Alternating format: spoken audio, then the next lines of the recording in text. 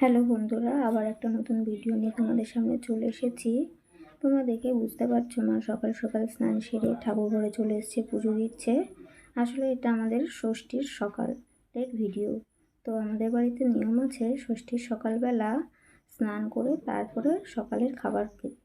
তাই মা সকাল সকাল পুজো দিয়ে সমস্ত কিছু আয়োজন করবে বলে ঠাকুর ঘরে চলে এসেছে, পুজো দিচ্ছে। তো আমাদের এই ঠাকুর ঘরে মা আজকে দই, মিষ্টি, খই, চিড়ে, আম, ফল দিয়ে পুজো দিচ্ছে। এগুলোই আমরা সকালবেলায় খাবো। তো আমাদের সকালবেলায় এগুলোই খাওয়ার নিয়ম। তো সেগুলো সেই রকমভাবে মা পরিবেশন করেছে। তারপর মা একটু আম লস্যি আর ড্রাই ফ্রুটস দিয়েছিল খাওয়ার জন্য। তারপর দুপুরবেলা জামাই তো তৈরি হয়ে গেছে একেবারে পাঞ্জাবি পরে, দেখো খেতেও বসে পড়েছে। তো মা সবটা নিজে হাতে আয়োজন করেছিল, একা হাতেই রান্নাবান্না করেছে। আমি শুধু পরিবেশনটা করেছি সাজিয়ে গুছিয়ে। তোমরা বলো তো বন্ধুরা, কেমন হয়েছে সাজানোটা?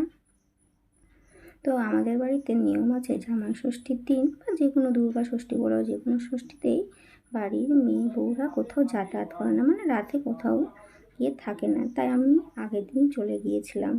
তো সেই মতন জামাই ষষ্ঠীর আয়োজন করেছে মা।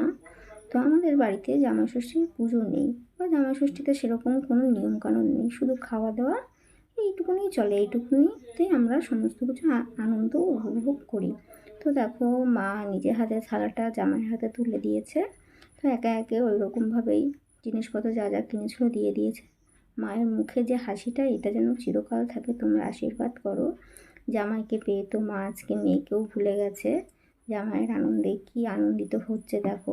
এই হাসিটা ধরে রাখার জন্য আমরা সারা জীবন চেষ্টা করে যাব। তো তোমরা প্রে করো মা যেন চিরজীবন এভাবেই আনন্দ করতে থাকে।